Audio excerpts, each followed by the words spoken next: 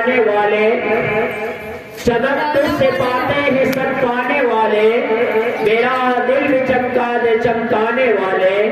میرا دل بھی چمکا دے چمکانے والے، برستا نہیں دیکھ کر ابر رحمت، برستا نہیں دیکھ کر ابر رحمت، بدوں پر بھی برسا دے برسانے والے، بدوں پر بھی برسا دے برسانے والے۔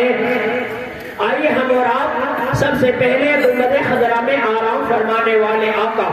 دونوں عالم کے داتا مالک کونین، ہم غریبوں کے غمگسار حضور احمد مصطفیٰ محمد مصطفیٰ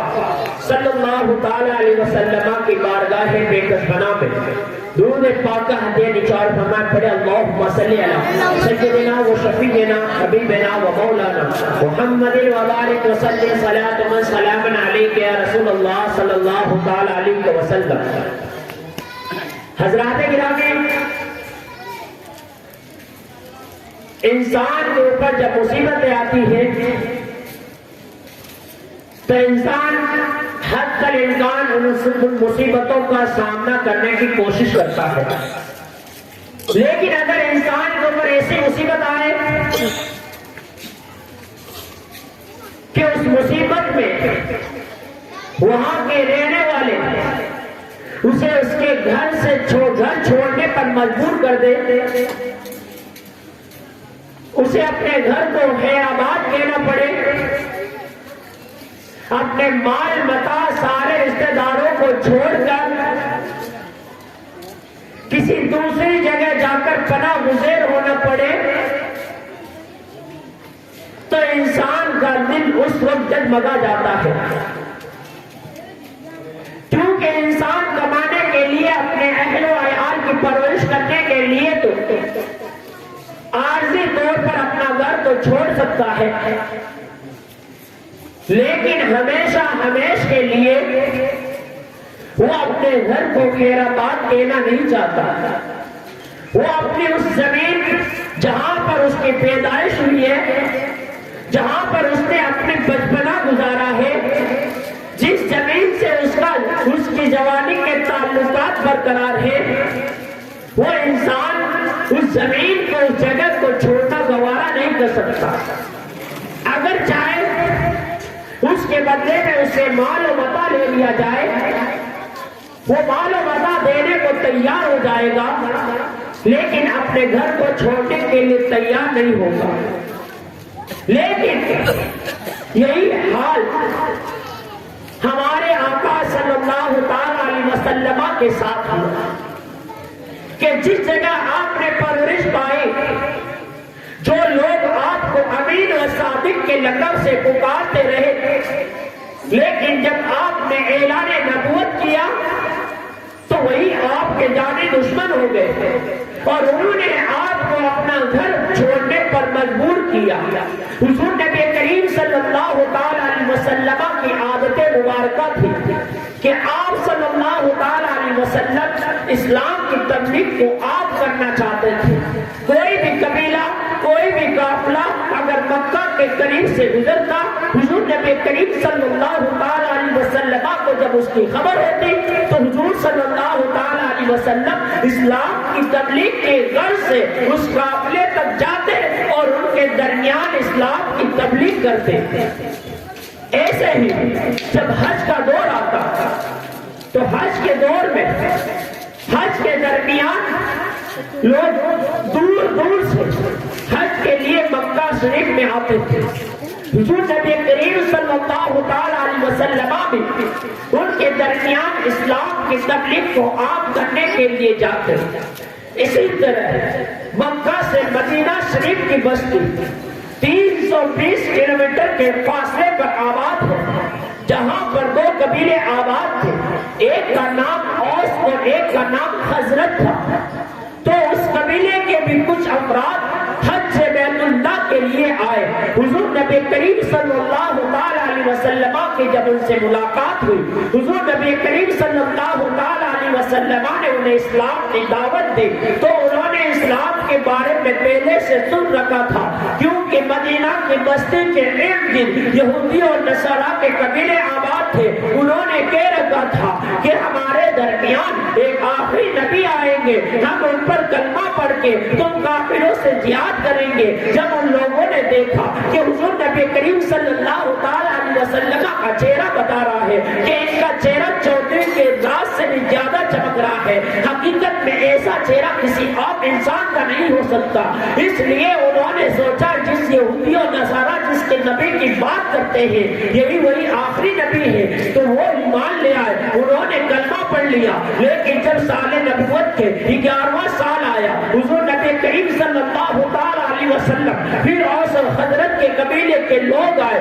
اور بیعت عقبہ ہوئی، یعنی عقبہ گھاٹی میں جہاں آج مسجد عقبہ قائم ہے، وہیں پر حضور نبی کریم صلی اللہ علیہ وسلم نے جب مدینہ سے 12 شخص کے جماعت آئی، انہوں نے حضور نبی کریم صلی اللہ علیہ وسلم کے دستے مبارک پر بیعت کی اور کہا یا رسول اللہ صلی اللہ علیہ وسلم آپ ہمارے ساتھ کسی آپ جاننے والے کو بھیج دو، معلم کو بھیج دو، تاکہ وہ مدینے کے گھر گھر میں اسلام کی تبلیغ کرے، گھر گھر میں اسلام کو پہنچائے۔ حضور نبی کریم صلی اللہ علیہ وسلم نے حضرت حسین بن عمیر رضی اللہ تعالیٰ عنہ کو ان کی فرمائش کے مطابق اس قبیلے ان افراد کے ساتھ کر دیا۔ حضرت حسین رضی اللہ تعالیٰ عنہ مدینہ گئے، مدینہ کے گھر گھر میں جا کر اسلام کی تبلیغ کرنے لگے۔ روزانہ ایک اور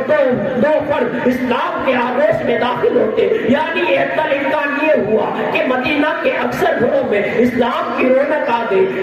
اوس قبیلے کا سردار حضرت معاذ تھے، ان پر بھی اسلام کی دعوت دی، لیکن انہوں نے پہلے اسلام کو جھٹلایا، اسلام کی تعریف کو، اسلام کو اپنایا نہیں۔ لیکن جب حضرت حسین بن عمیر رضی اللہ تعالیٰ عنہ نے ان کے سامنے قرآن پاک کی آیت تلاوت کی تو قرآن پاک ایسا کلام ہے کہ قرآن پاک کی چاشنی سے، قرآن پاک کے لطف اندوز ہونے سے انسان کے دل کے کیفیات بدلنے لگتی ہیں۔ انسان کے کفر، جو انسان کا برسوں کا کفر ہوتا ہے، وہ قرآن پاک کی تلاوت سے دھلنے لگتا ہے۔ تو ایسا ہی ہوا، حضرت معاذ رضی اللہ تعالیٰ عنہ کے جسم سے، دل سے کفر دھل گیا اور ان کے درمیان، ان کے دل میں اسلام کی محبت پیدا ہونے لگی، تو انہوں نے اسلام قبول کر لیا۔ وہ قبیلے کے سردار تھے، اس لیے کہ سردار کا قبیلے میں بڑا رسوخ ہوتا ہے کہ جب سردار اگر اسلام قبول کر لے تو قبیلے کے اکثر افراد اس کے ساتھ ہوتے ہیں تو وہ بھی اسلام قبول کر لیتے ہیں۔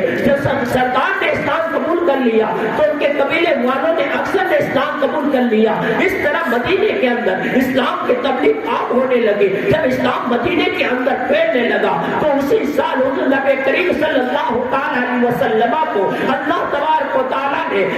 معراج سے سرفراز فرمایا اور اللہ تبارک و تعالیٰ نے قرآن کریم میں ارشاد فرمایا سبحان الذی اسرا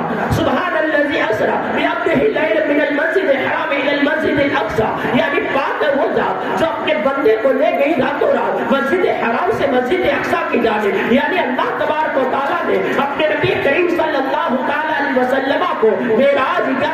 11 نبوی میں معراج سے سرفراز فرمایا اور معراج میں حضور نبی کریم صلی اللہ علیہ وسلم کو نماز کا تحفہ دیا گیا۔ اس طرح اسلام پھیلنے لگا۔ حضور نبی کریم صلی اللہ علیہ وسلم اسلام کی تبلیغ کرنے لگے۔ جب تیسرا سال آیا یعنی سن نبوی 12 ہجری آئی تو حضور نبی کریم صلی اللہ علیہ وسلم کے پاس قبیلہ اوس اور خزرج کے 72 آدمی آئے اور انہوں نے گھاٹی عقبہ میں جہاں پر پہلی بیعت ہوئی تھی وہیں پر دوسری بیعت ہوئی اور انہوں نے اسلام قبول کر لیا۔ انہوں نے میں سے کسی نے کہا یا رسول اللہ صلی اللہ علیہ وسلم مکہ والے آپ کو پریشان کر رہے ہیں، مکہ والے آپ کے لیے زمین کو تنگ کر رہے ہیں، آپ مدینہ کی طرف ہجرت کر جائے۔ حضرت عباس رضی اللہ تعالیٰ عنہ حضور نبی کریم صلی اللہ علیہ وسلم کے ساتھ تھے، وہ اب اسلام قبول نہ کیا تھا۔ تو حضرت عباس رضی اللہ تعالیٰ عنہ نے کہا اے مدینہ والوں ذرا سن لو، ذرا سوچ لو، تم کس بارے میں کہہ رہے ہو، یہ سوچ لو،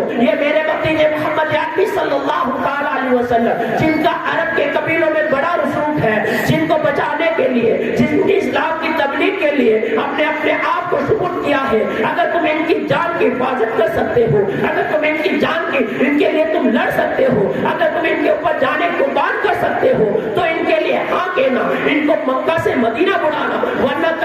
غلطی نہ کرنا۔ تو ان میں سے ایک شخص نے کہا اے عباس ذرا سن لو، کیونکہ ہم نبی پر ہم اپنی تلواروں کو نیام سے پار کر لیں گے، ان کے اوپر کوئی آنچ نہ آنے دیں گے، دشمن کی مجال نہیں کہ یہ ہمارے آقا صلی اللہ تعالیٰ علیہ وسلم کی طرف ہاتھ اٹھا لے۔ تو اس طرح فیصلہ ہوا، حضور نبی کریم صلی اللہ تعالیٰ علیہ وسلم اس طرح اسلام کی تبلیغ کرنے لگے۔ جب پتہ چل گیا کہ مکہ سے مدینہ کی طرف ہجرت کرنا ہے، حضور نبی کریم صلی اللہ تعالیٰ علیہ وسلم نے اپنے جانساروں کو حکم دیا کہ تم مکہ سے مدینہ کی طرف ہجرت کر جاؤ۔ سب سے پہلے حضرت ابو سلمہ رضی اللہ تعالیٰ عنہ نے مکہ سے مدینہ کی طرف ہجرت کی۔ اس کے بعد ایک ایک بعد دیگرے حضور نبی کریم صلی اللہ تعالیٰ علیہ وسلم کے صحابی مکہ سے مدینہ کی طرف ہجرت کرنے لگے، یہاں تک کہ اکثر مسلمانوں نے مکہ سے مدینہ کی طرف ہجرت کر لی تھی۔ اب حضور نبی کریم صلی اللہ تعالیٰ علیہ وسلم کی ذات ہے، سیدنا صدیق اکبر رضی اللہ تعالیٰ عنہ نے کہا یا رسول اللہ صلی اللہ تعالیٰ علیہ وسلم،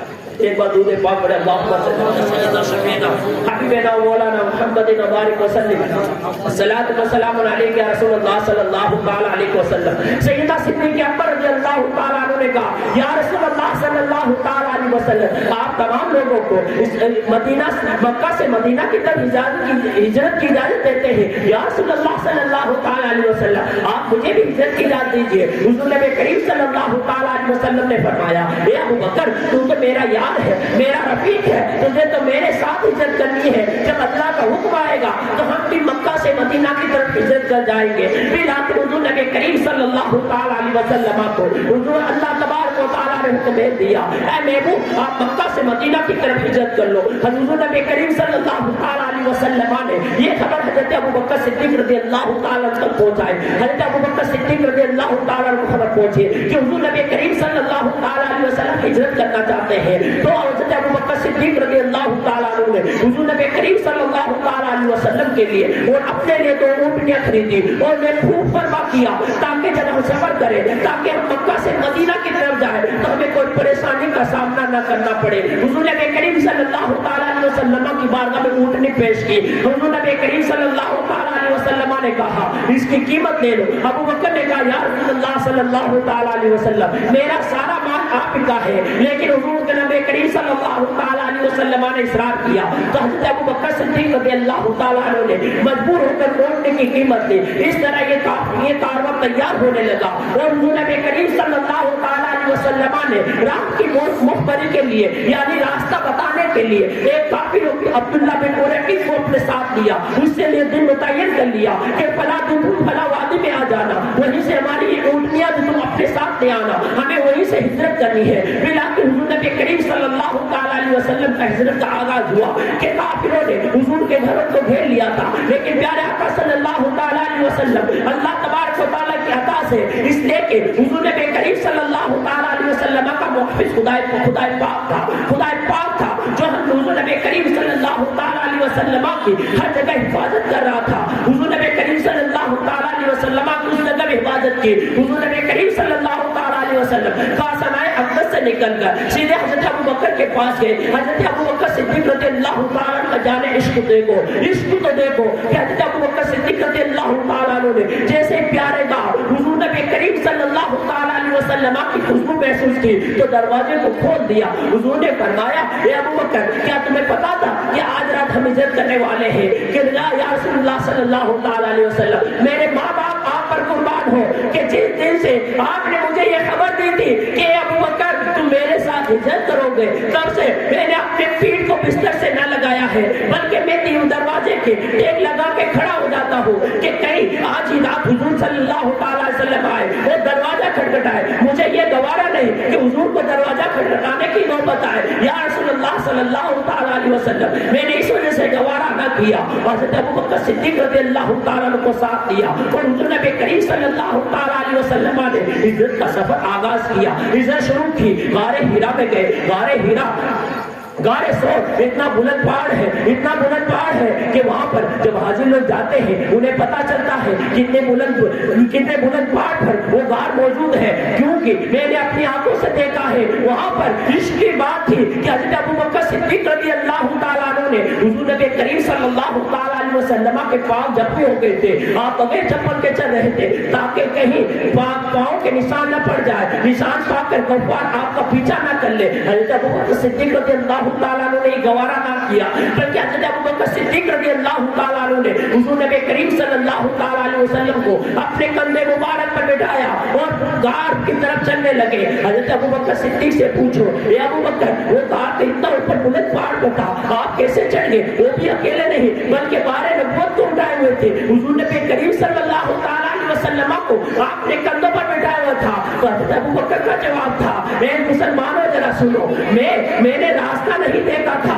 کہ مجھے کتنے اوپر جانا ہے، بلکہ میں تو پائے مصطفیٰ کو دیکھ رہا تھا، میں حضور کے پاؤں کی طرف نظر تھی، حضور کے پاؤں کو دیکھ کر میں نے راستہ طے کر لیا تھا۔ یہ تھی عشق کی مزہ، عشق کی مثال کہ حضرت ابوبکر صدیق رضی اللہ تعالیٰ عنہ نے اس طرح عشق مثال پیش کی، اور یہیں پر بس نہیں بلکہ اپنی جان بھی حضور نبی کریم صلی اللہ تعالیٰ علیہ وسلم کے لیے سپرد کر دی۔ آپ رضی اللہ تعالیٰ حضور نبی کریم صلی اللہ تعالیٰ علیہ وسلم کے ساتھ 3 رات 3 دن غار میں رہے۔ آپ کے بیٹے حضرت عبداللہ رضی اللہ تعالیٰ رات کے وقت غار کے قریب سو جاتے، اور جب صبح ہوتی تو کفار مکہ کے درمیان جاتے، ان کے درمیان جو بھی مشورہ ہوتا وہ آ کر خبر دیتے تھے، اور آپ کے غلام حضرت مالک بن بحیرہ رضی اللہ تعالیٰ بکریوں کا دودھ لا کر مغرب کے وقت لا کر حضور نبی کریم صلی اللہ تعالیٰ علیہ وسلم اور حضرت ابوبکر صدیق رضی اللہ تعالیٰ کو دے جاتے۔ یہ اصحاب حضور نبی کریم صلی اللہ تعالیٰ علیہ وسلم وہ دودھ پیتے، اور حضرت ابوبکر صدیق رضی اللہ تعالیٰ بھی وہ دودھ پی کر اپنی زندگی گزارتے۔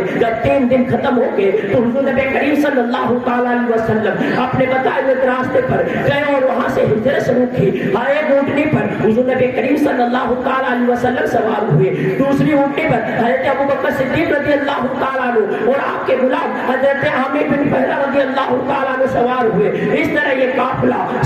سمندری راستے سے ہو کر چلا، اور راستہ بتانے کے لیے آپ نے عبداللہ بن اریقط کو ساتھ لیا تھا۔ جب کفار مکہ کو یہ خبر پہنچی کہ حضور صلی اللہ تعالیٰ علیہ وسلم مکہ سے مدینہ کی طرف ہجرت کر دیے ہیں، تو انہوں نے اعلان کروایا، یہ خبر شائع کی کہ جو بھی محمد عربی صلی اللہ تعالیٰ علیہ وسلم کو گرفتار کر کے لائے گا اسے 100 اونٹوں کا انعام دیا جائے گا، اسے نذرانے میں 100 اونٹ دیے جائیں گے۔ کفار لعنت لا کر حضور نبی کریم صلی اللہ تعالیٰ علیہ وسلم کے پیچھے لگے کہ کیسے بھی کر کے ان کو گرفتار کیا جائے، ان کو پکڑا جائے، ان کے لایا جائے، لیکن جس کی حفاظت خدا کرے، جس کی حفاظت اللہ تبارک و تعالیٰ کرے، اس کو کوئی نقصان نہ پہنچا سکتا ہے، اس کو کوئی نقصان نہیں پہنچا سکتا ہے۔ حضور نبی کریم صلی اللہ تعالیٰ علیہ وسلم اس مختصر قافلے کے ساتھ جانب مدینہ روانہ ہے۔ آپ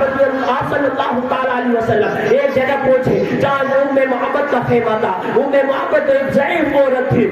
جو مسافروں کو کھانا دیا کرتی تھی۔ حضور نبی کریم صلی اللہ تعالیٰ علیہ وسلم نے اپنے قافلے کو وہاں روکا اور اس محبت سے کہا کچھ کھانے کو ہو تو دے دو، یہ پیسے لے لو۔ محبت نے کہا آج حال ایسا ہے ہمارے پاس کچھ نہیں ہے دینے کے لیے۔ تو حضور نبی کریم صلی اللہ تعالیٰ علیہ وسلم نے دیکھا کہ اس کے خیمے میں ایک کونے میں ایک دبلی پتلی بکری کھڑی ہے۔ تو حضور نبی کریم صلی اللہ تعالیٰ علیہ وسلم نے فرمایا کیا وہ بکری دودھ دیتی ہے؟ تو محبت نے کہا اس کو چلے ہوئے کافی عرصے گزر چکے ہیں، اس کو کھانے کو کچھ میسر نہیں ہوتا ہے جسے یہ دودھ دے پائے۔ تو حضور نبی کریم صلی اللہ تعالیٰ علیہ وسلم نے کہا اگر آپ اجازت دے تو ہم دودھ لیں۔ تو کہا کہ جاؤ آپ کو اجازت ہے۔ پیارے آقا صلی اللہ تعالیٰ علیہ وسلم نے جیسے ہی بسم اللہ پڑھ کر بکری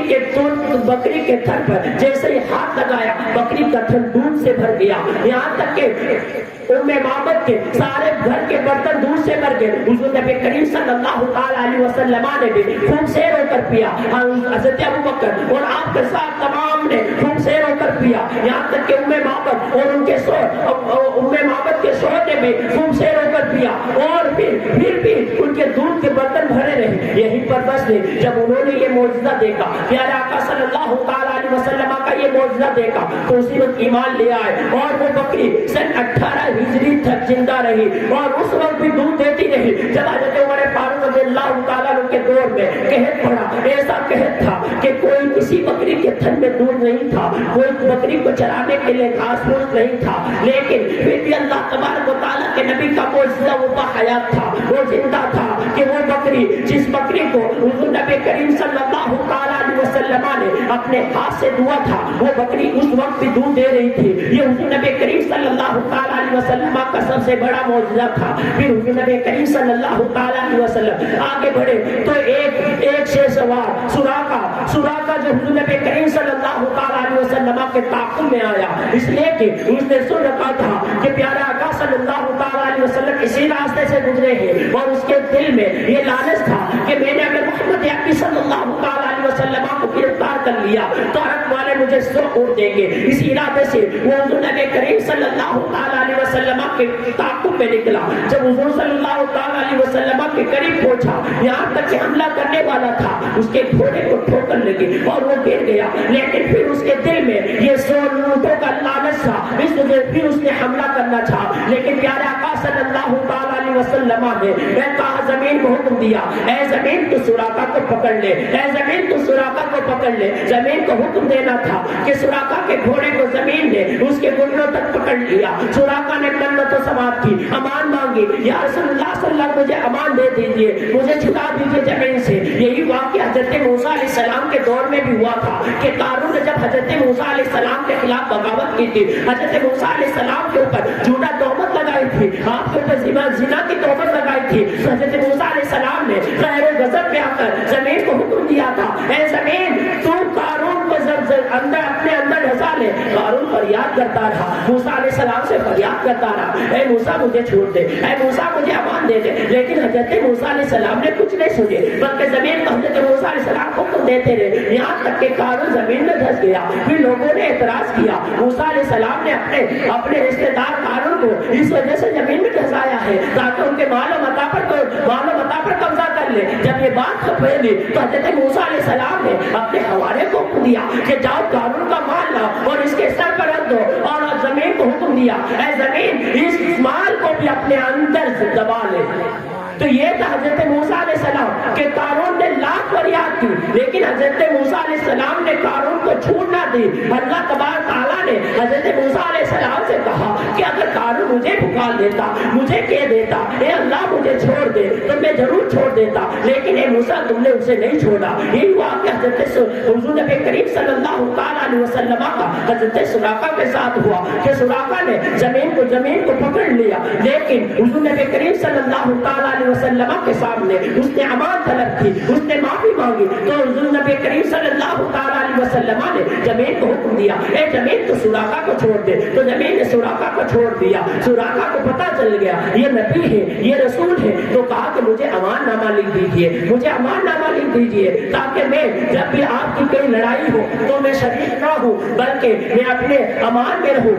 میں اپنی حفاظت میں رہوں. تو حضور نبی کریم صلی اللہ تعالیٰ علیہ وسلم نے حضرت ابو بکر صدیق رضی اللہ تعالیٰ کے غلام کو حکم دیا, انہوں نے امان نامہ لکھ دیا. وہ سراقہ جب راستے سے جانے لگے تو جتنے بھی انہیں راستے میں جو بھی ملا, جس سے بھی حضور نبی کریم صلی اللہ تعالیٰ علیہ وسلم کے متعلق پوچھا, سراقہ نے یہ کہہ دیا کہ میں پورے دور دور تک دیکھ آیا ہوں, مجھے کہیں کہ حضور صلی اللہ تعالیٰ علیہ وسلم کا پتہ نہ چلا. اس طرح تمام کو لے گیا. یہی سراقہ ہے. جب مکہ فتح ہو گیا, حضور نبی کریم صلی اللہ تعالیٰ علیہ وسلم جغرافیہ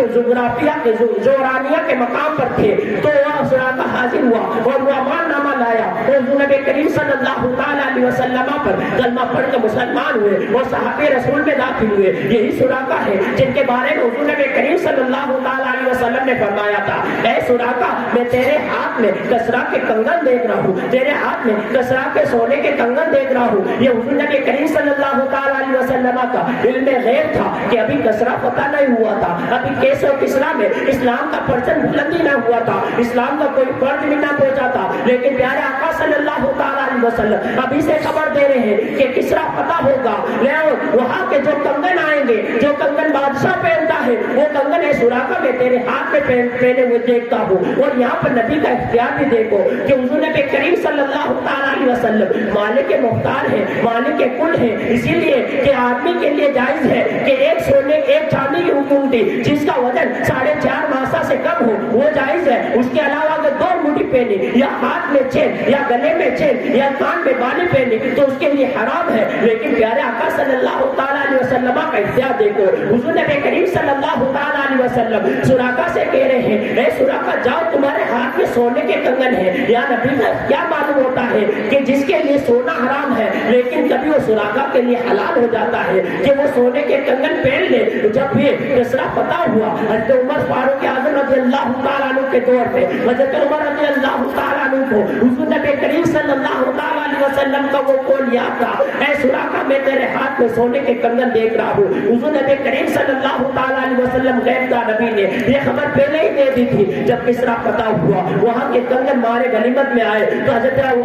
عمر رضی اللہ تعالیٰ عنہ نے وہ کنگن لا کر سراقہ کو دیے اور کہا کہ نبی کے فرمان کو حق کرو، اس لیے کہ نبی نے تمہارے لیے پہلے سے فرما دیا تھا کہ تم کسرا کے کنگنوں کو اپنے ہاتھ میں پہنو گے۔ یہ حضور نبی کریم صلی اللہ تعالیٰ علیہ وسلم کا علم غیب نہیں تھا تو اور کیا تھا، یہ حضور نبی کریم صلی اللہ تعالیٰ علیہ وسلم کی غیب کی بات نہیں تو اور کیا تھی کہ آج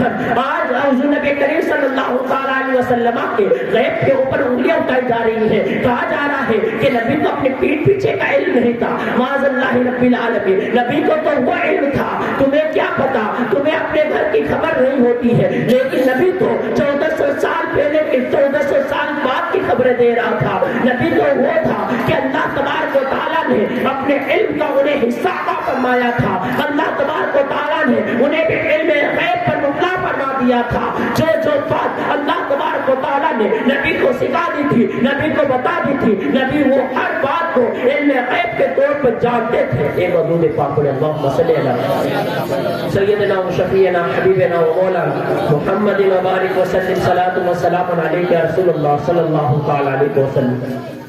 حضور نبی کریم صلی اللہ تعالی علیہ وسلم کا یہ قافلہ آگے بڑھا، کچھ دور پہنچنے کے بعد حضرت عبداللہ بن زبیر رضی اللہ تعالیٰ عنہ جو ایک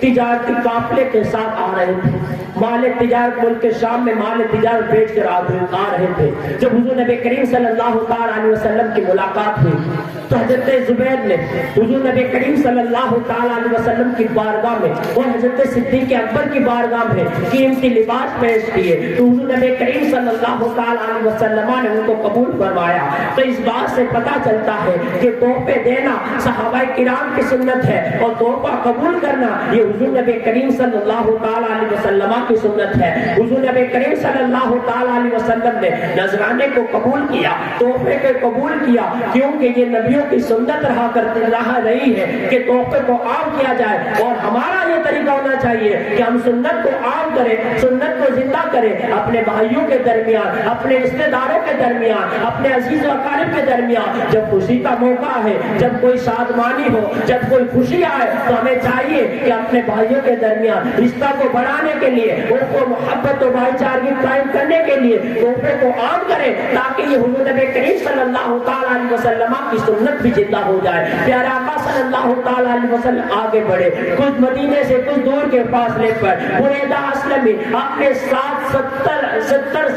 70 آدمیوں کا لشکر لے کر حضور نبی کریم صلی اللہ تعالیٰ علیہ وسلم کو گرفتار کرنے آیا، اس لیے کہ اس نے سن رکھا تھا کہ عرب میں اعلان ہوا ہے جو محمد عربی صلی اللہ تعالیٰ علیہ وسلم کو گرفتار کر کے لائے گا اسے 100 اونٹ دیے جائیں گے۔ اس انعام کے لالچ میں اس نے بھی حضور نبی کریم صلی اللہ تعالیٰ علیہ وسلم کا تعاقب کیا، اور جب حضور نبی کریم صلی اللہ تعالیٰ علیہ وسلم کے پاس پہنچا لیکن حضور نبی کریم صلی اللہ تعالیٰ علیہ وسلم کے نبوت والے چہرے کو دیکھ کر، خوبصورت چہرے کو دیکھ کر وہ آپ کا غرویدہ ہو گیا اور پوچھا کہ آپ کا نام کیا ہے؟ حضور نے فرمایا محمد بن عبداللہ ہے، میرا نام محمد بن عبداللہ ہے، میں اللہ کا رسول ہوں۔ جب بریدہ اسلمی نے یہ سنا تو حضور نبی کریم صلی اللہ تعالیٰ علیہ وسلم پر ایمان لے آیا، اور آپ کے ساتھ جو 70 افراد آئے تھے انہوں نے بھی اسلام قبول کر لیا. اس نے کہا یا رسول اللہ صلی اللہ تعالی علیہ وسلم آپ مدینہ میں جا رہے ہیں, آپ کا وہاں شاندار استقبال ہوگا تو آپ کے ساتھ جھنڈا ہونا چاہیے, آپ کے ساتھ جھنڈے کے ساتھ آپ مدینے میں داخل ہو. تو انہوں نے اپنی پگڑی اتاری اور اس کو اپنے نیزے میں بلند کر کے آگے آگے چلنے لگے, یعنی جھنڈا بنا لیا. یہ ہے جھنڈا کا ثبوت کہ حضور نبی کریم صلی اللہ تعالی علیہ وسلم کو اگر جھنڈے لگانا, اگر جھنڈے پھیرانا اگر منع ہوتا تو پیارے آقا صلی اللہ تعالی علیہ وسلم بریدہ اسلمی سے کہہ دیتے اے بریدہ کون سا جھنڈا, کون سا استقبال, جھنڈا ہمارے اسلام میں جائز نہیں. بلکہ پیارے آقا صلی اللہ تعالی علیہ وسلم نے یہ نہیں کہا, بلکہ حضور نبی کریم صلی اللہ تعالی علیہ وسلم نے جب انہیں جھنڈا بلند کیا تو پیارے آقا صلی اللہ تعالی علیہ وسلم نے خوشی کا اظہار کیا. اس طرح یہ قافلہ چلتا ہوا مسجد قباء کے درمیان داخل ہوا. مدینے والے جو حضور نبی کریم صلی اللہ تعالی علیہ وسلم کی آمد کے منتظر تھے, اس لیے کہ انہیں پتا تھا پیارے آقا صلی اللہ تعالی علیہ وسلم مکہ سے نکل چکے ہیں, مدینہ کی طرف آ رہے ہیں, تو ان کے درمیان خوشی تھی. وہ روزانہ آتے اور پیارے آقا صلی اللہ تعالی علیہ وسلم کا انتظار کرتے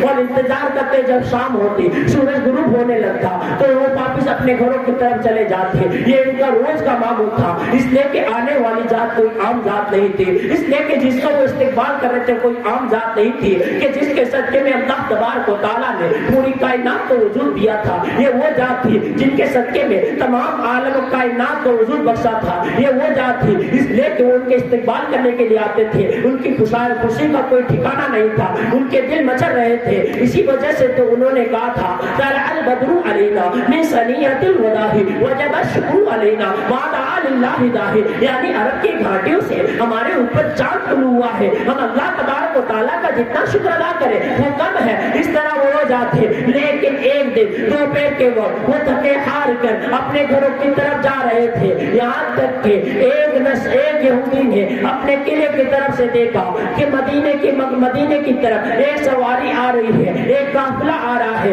جب انہوں نے دیکھا تو اس کے قافلے والوں کے چہرے چمک رہے تھے, تو انہوں نے کہا کہ اے مدینے والوں تمہیں خوشخبری ہو کہ جس کے انتظار میں تم روزانہ آتے تھے وہ تمہاری گھڑی انتظار کی ختم ہو چکی ہے, وہ تمہارے نبی تشریف لا رہے ہیں. جب انہوں نے یہ دیکھا تو ان کے خوشی کے ٹھکانے نہ رہے. حضور نبی کریم صلی اللہ تعالی علیہ وسلم کا استقبال کرنے لگے. حضور نبی کریم صلی اللہ تعالی علیہ وسلم جب قریب آئے تو انہوں نے اپنے نعرے لگا کر پورے مدینہ کی گلیوں کو گونجا دیا. ایسا نعرہ بلند کیا, کیوں نہ وہ خوشی, کیونکہ حضور نبی کریم صلی اللہ تعالی علیہ وسلم تشریف لائے تھے. ان کے خوشی کے ٹھکانے نہیں تھے, اس لیے کہ ان کی قسمت سنورنے والی تھی, ان کی تقدیر بدلنے والی تھی. کہ وہ مدینہ جس کو یثرب کہا جاتا تھا, جس کو بیماریوں کا گھر کہا جاتا تھا, جہاں آئے دن کوئی نہ کوئی بیماری آتی تھی, جہاں آئے نہ دن کوئی نہ کوئی پریشانی آتی تھی, ان کی پریشانیاں ختم ہونے کا وقت آ گیا تھا. کیونکہ نبی اکرم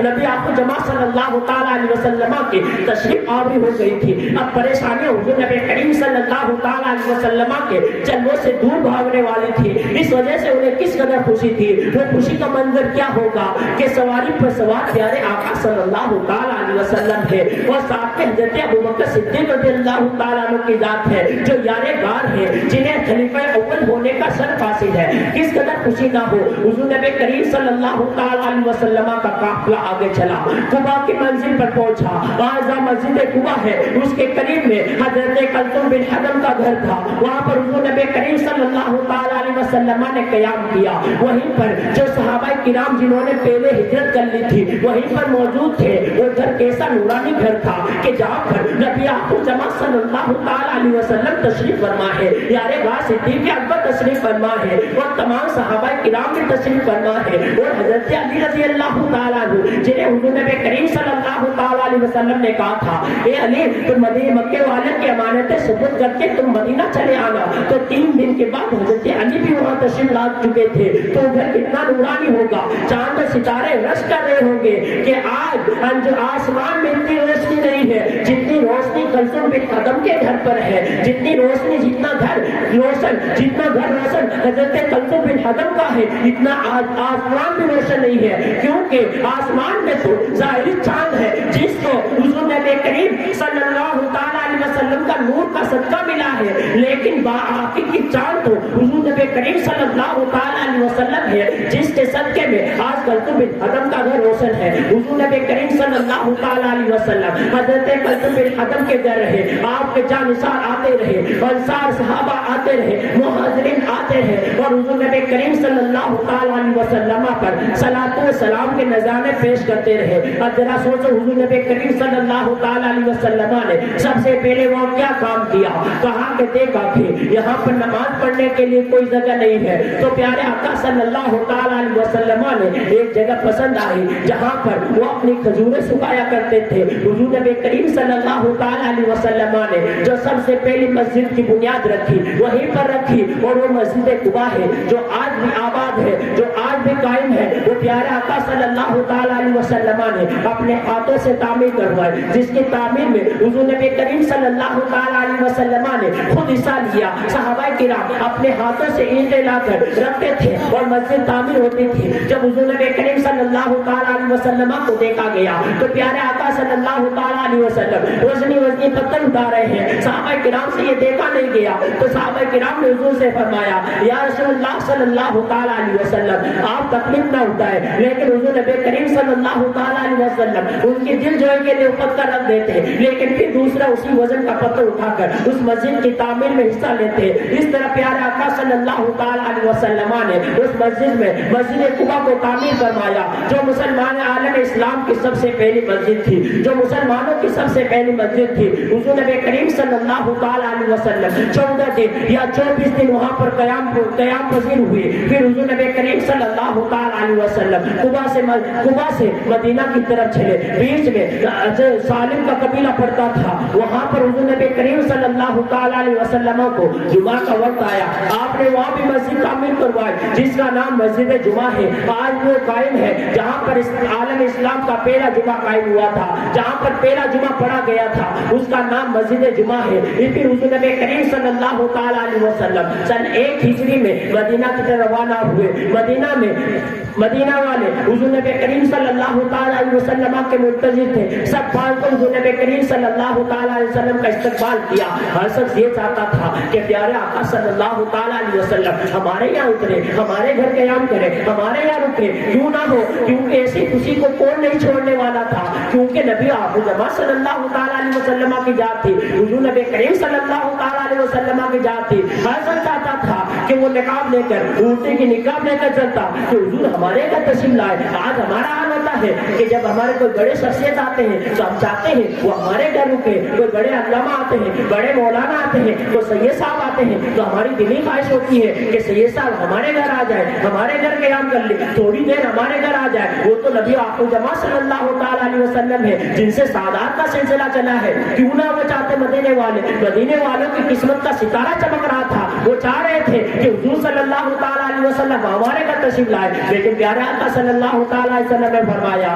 میری اونٹنی کی مہار کو چھوڑ دو، لگام کو چھوڑ دو، یہ اونٹنی معمور ہے، یعنی خدا کے حکم پر چلتی ہے، اللہ تعالیٰ نے جہاں میرے لیے بہتر رکھا ہے وہیں پر اونٹنی رک جائے گی۔ وہ اونٹنی چلتی ہوئی آج جب مسجد نبی صلی اللہ علیہ وسلم بنی ہوئی ہے وہیں پر اونٹنی رک گئے۔ ان کے قریب میں حضرت ابو ایوب انصاری کا گھر تھا جو مدینہ کا سب سے بڑا گھر تھا، 2 منزلہ گھر تھا۔ حضور نبی کریم صلی اللہ علیہ وسلم کے سامان کو اتارا گیا۔ حضرت ابو ایوب انصاری نے کہا یا رسول اللہ صلی اللہ علیہ وسلم یہ 2 منزلہ گھر ہے، آپ اوپر والی منزل لے لیجئے۔ لیکن حضور نبی کریم صلی اللہ علیہ وسلم کے جانثاروں کا کانٹا مدا رہتا تھا، اس وجہ سے حضور کو پریشانی ہوتی تھی، تو حضرت ابو ایوب انصاری نے حضور نبی کریم صلی اللہ علیہ وسلم کو نیچے والی منزل دی۔ وہ حضور نبی کریم صلی اللہ علیہ وسلم حضرت ابو ایوب انصاری رضی اللہ تعالیٰ عنہ کے گھر 7 مہینے تک حضور نے وہیں پر قیام کیا۔ حضرت ابو ایوب انصاری کون ہے؟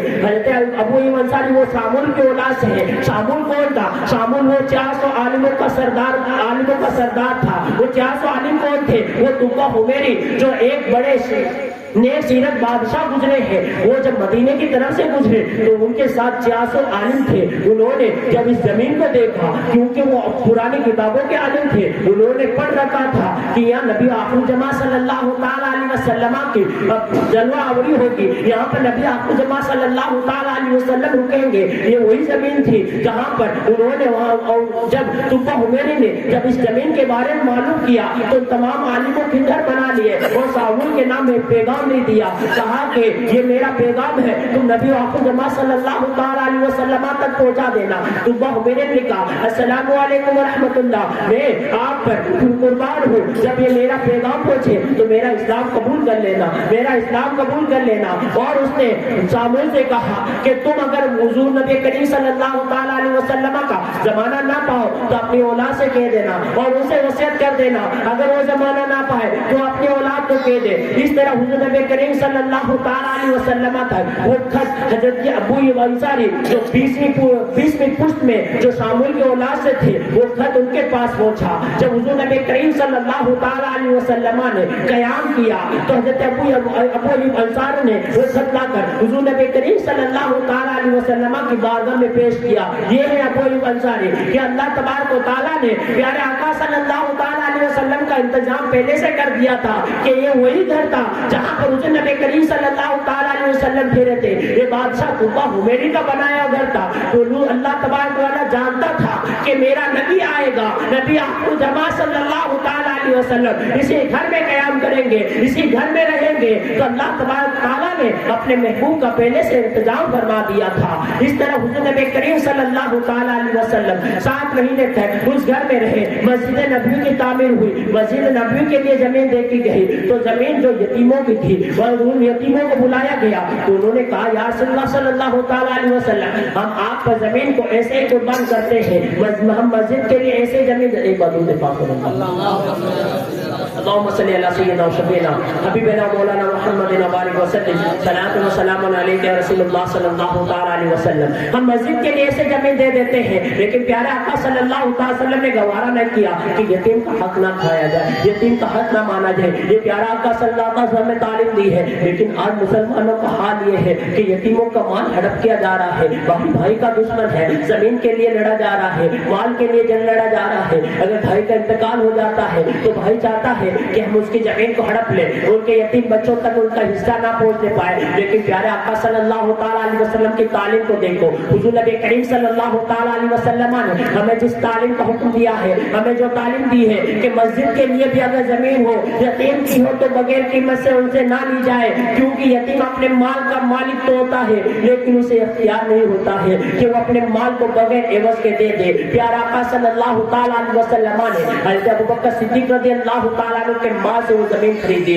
حضور نبی کریم صلی اللہ تعالیٰ علیہ وسلم نے مسجد نبوی کی تعمیر کی. صحابہ کرام حضور نبی کریم صلی اللہ تعالیٰ علیہ وسلم مسجد کی تعمیر میں حصہ لے رہے ہیں. اینٹیں ہیں، کچی اینٹوں کی مسجد بنائی گئی اور اوپر پیلر کے طور پر، ستون کے طور پر کھجور کی چھال کو رکھا گیا اور اوپر کھجور کی چھال کا چھت بنایا گیا. یہ اسلام کی مسجد تھی جہاں پر پیارے آقا صلی اللہ تعالیٰ علیہ وسلم امامت کرتے تھے. یہ مسجد کے قریب میں حضور نبی کریم صلی اللہ تعالیٰ علیہ وسلم کے حجرے بنائے گئے جن کی لمبائی 7 فٹ، جہاں پر اگر کھڑے ہو کر ہاتھ کو بلند کیا جائے تو دیوار جو چھت کو ہاتھ چھو لے. یہ تھا کاسانہ نبوت کہ جن کے دروازے پر ٹاٹ تھی یا کھجور کی چھال کا دروازہ بنا ہوا تھا. یہ تھے کاسانہ نبوت کا گھر کہ حضور نبی کریم صلی اللہ تعالیٰ علیہ وسلم جو دونوں جہاں کے نبی ہیں، جن کے ہاتھ میں، جن کے اختیار میں اللہ تبارک و تعالیٰ نے تمام پاور کو دی ہے، لیکن وہ گھر جن کا اتنا سمپل گھر تھا کہ جن کے دنیا رش کرتی ہے کہ پوری دنیا کا پاور ہونے کے باوجود اللہ تبارک و تعالیٰ نے پوری دنیا کا مالک و مختار بنانے کے باوجود حضور نبی کریم صلی اللہ تعالیٰ علیہ وسلم نے سادگی کے ساتھ زندگی بسر کی ہے. پیارا آقا صلی اللہ تعالیٰ علیہ وسلم نے سادگی کے ساتھ زندگی بسر کی ہے، اس لیے کہ حضور کے ساتھ سونے اور چاندی کے پہاڑ ہمیشہ تاک میں لگے رہتے تھے کہ حضور کا حکم ملے تو حضور کے ساتھ چلے رہے. لیکن حضور نے کبھی سونے چاندی کو اپنے ساتھ نہیں دیا، اپنے مال کی محبت اپنے دل میں نہیں آنے دی، اس لیے کہ حضور کریم صلی اللہ تعالیٰ علیہ وسلم سادگی کے ساتھ زندگی گزارنا چاہتے تھے، سادگی کے ساتھ زندگی بسر کرنا چاہتے تھے. اس لیے حضور نبی کریم صلی اللہ تعالیٰ علیہ وسلم نے ہمیشہ رہ کر زندگی گزاری ہے. پیارے آقا صلی اللہ تعالیٰ علیہ وسلم مدینے میں قیام فرما ہوئے تو اس وقت مہاجروں کی حالت ایسی تھی کیونکہ وہ مہاجر مکہ سے ہجرت کر کے مدینہ آئے تھے, ان کے پاس کوئی گھر بار نہیں تھا. تو حضور نبی کریم صلی اللہ تعالیٰ علیہ وسلم نے انصار و مہاجر کے درمیان اخوت و محبت قائم کی, بھائی چارہ قائم کیا. یعنی ایک مہاجر کو ایک انصار کا بھائی بنا دیا, اور یہ بھائی چارگی صرف معنوی بھائی چارگی کی طرف نہیں رہی بلکہ حقیقی بھائی چارگی سے زیادہ بڑھ گئی. انصار نے اپنی بھائی چارگی کا پورا حق ادا کیا. یعنی حضور نبی کریم صلی اللہ تعالیٰ علیہ وسلم نے جس انصار کو جس مہاجر کو بھائی بنایا تھا, انصار اپنے گھر لے کے گئے اور اپنے بھائی کے سامنے ساری سامان لا کر رکھ دیا اور کہا کہ تم میرے بھائی ہو, یہ مال کا بٹوارا کر لو, آدھا تمہارا ہے آدھا میرا ہے. یہیں پر بس نہیں, جس کے پاس 2 بیویاں تھی انہوں نے 2 بیویوں میں سے اپنے بھائی سے کہا, بھائی یہ میری 2 بیویاں ہیں, اگر تم جس کو چاہو اس کو نکاح کر لو تاکہ میں اسے طلاق دے دوں. لیکن وہ مہاجر بھی خوددار تھے. مہاجروں نے جہاں تک ان کے پاس ہمت نہیں تھی, جہاں تک وہ اپنے پل پر کھڑے نہ ہو سکے تب تک ان کے یہاں رہے. لیکن جیسے ہی انہوں نے پاور حاصل کیا, جیسے ہی انہوں نے تجارت شروع کی تو اللہ تبارک و تعالیٰ نے ان کے تجارت میں اتنی برکت تھی. حضرت عبد الرحمن بن عوف کو حضور نبی کریم صلی اللہ تعالیٰ علیہ وسلم نے جن کا بھائی بنایا تھا وہ ان کے اپنے گھر لے کے گئے اور کہا کہ حضور نے مجھے اپنے آپ کو اپنا میرا بھائی بنایا ہے,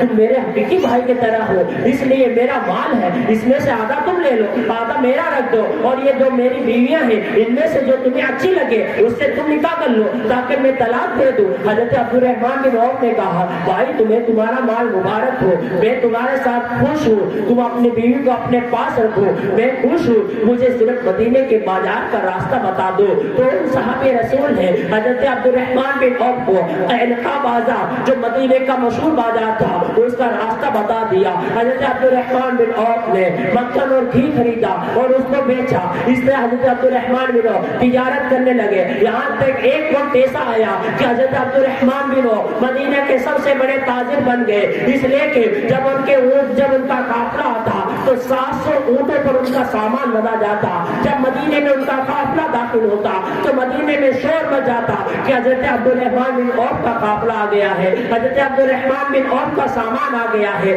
اللہ تبارک تعالیٰ نے ان کے درمیان بھائی چارگی کو قائم رکھا ہے. لیکن آج ہمیں کہ ایک بھائی دوسرے بھائی کا حق